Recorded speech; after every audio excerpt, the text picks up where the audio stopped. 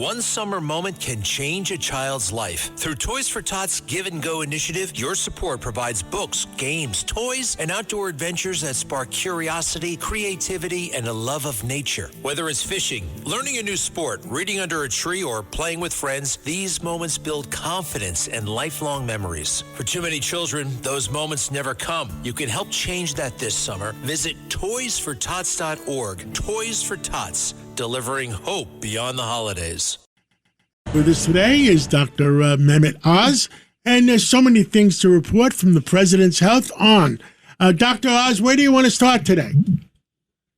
Well, let's start with the breaking news, because I was just in Ohio with the Acting Attorney General, Todd Blanche, Kash Patel, FBI Director, and we had a big announcement in the Buckeye State about a fraud initiative. Took down a lot of bad people. State Medicaid office there stopped 49 home health care providers from defrauding the public. We created a war room that will allow an all-of-government approach. And what that means is we get to have the FBI and the Department of Justice and the Office of Inspector General and the Treasury all working with us at Medicare Medicaid.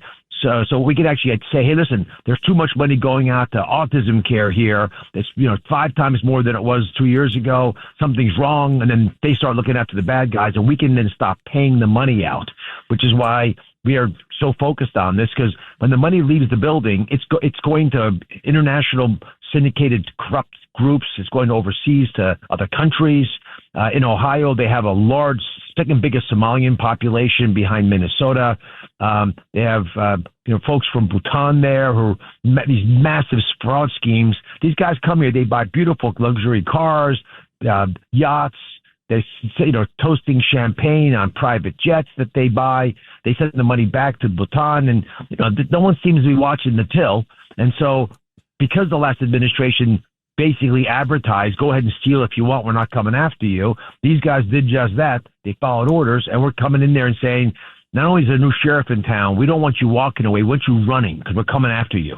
Dr. Oz, shouldn't maybe the president put somebody in between the normal course of business with the money going out to somebody that's a Doge-type person to say, I'm going to double check and make sure 5 minutes before anybody sends a check out? So the way that Medicare works, which is for seniors, we have that. We've stopped $40 billion leaving the building last year. But Medicaid is run by the states. So here in New York State, which is a massive Medicaid budget, the largest Medicaid budget. The new budget is $125 billion, I understand. Yeah, it's incomprehensibly large. And the bigger concern, of course, is that you're not necessarily getting good quality care for that invested money. It's being stolen, a lot of it.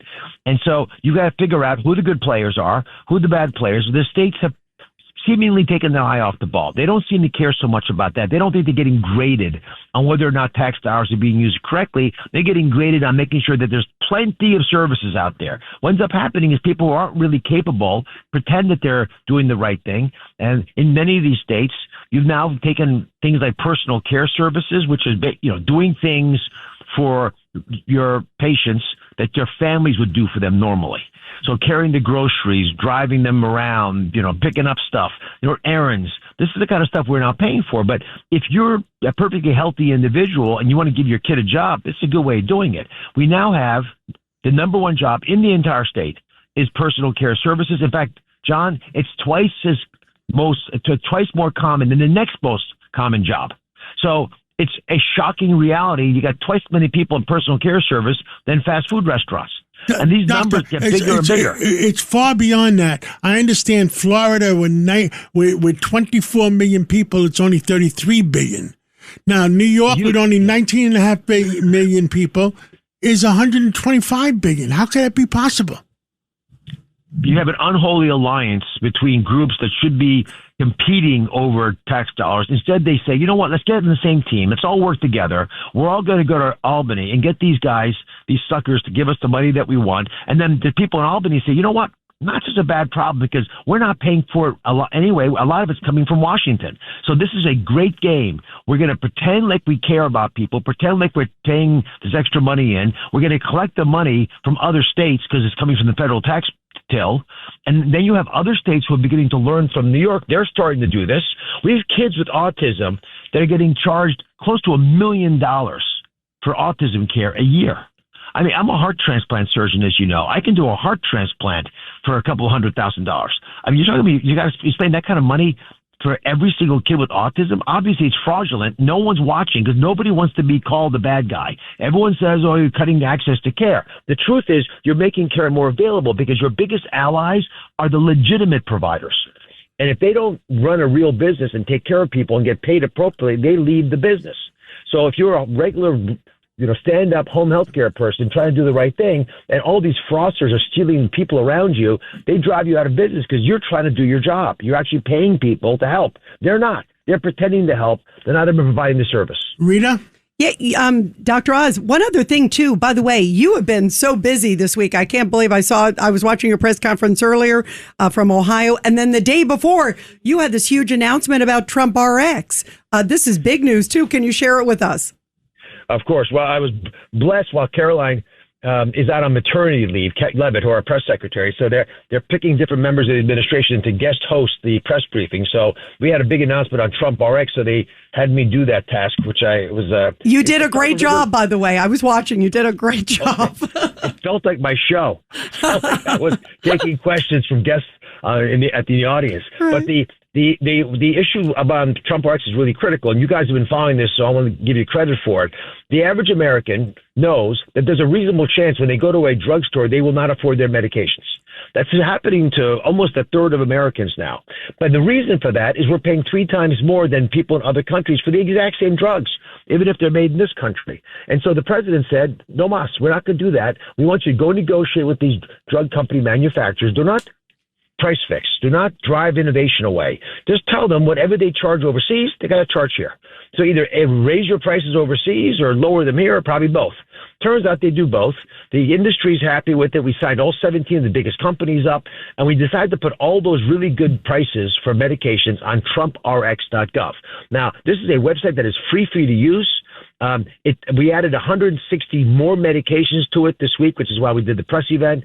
And the major message is 4 out of 5 times you buy a medication in a drugstore, we will be able to give you a price for that on TrumpRx.gov. So you need to check the site before you make a purchase. In fact, the big drugstore chains like CVS and Walgreens, they're starting to put computers in their pharmacies, so you can just check there before you make a final purchase to ensure you don't have a better price. If you have a better price on TrumpRx.gov, just show the coupon to the pharmacist, you get the price. Wow, good for you. Well, this is amazing. Good for you. You did a great job, by the way. I love Caroline, but you were great. Yeah. Anything else you want to tell the American people while we're still on? I'm very proud of the fact that we are putting work requirements into place. John, you worked your whole life. People at the different venues that you're a proprietor of have to work their tails off. Most of us do that. It brings joy to our lives. But if you're able-bodied and on Medicaid, like in New York, you don't have to work. And that's changed now with the Working Families Tax Cut legislation. If you're getting free government insurance, you actually need to go to work 20 hours a week, and we will help you get a job if you can't work those hours. Or you can get volunteering credits, or you can go get an education. Just do something. Here's the number I'm going to leave you with. The average person who's able-bodied getting free health insurance through Medicaid watches 6.1 hours of television or just hangs out every day. That's not fun. You have agency. You have a purpose in this life. Go out and earn it. Go out and do it. Dr. Mehmet Oz, thank you so much for coming on this Thursday evening, and we'll catch up with you again real soon. Thank you for everything you do. God bless both of you. Take care. Thank you. Thank you, Dr. Oz.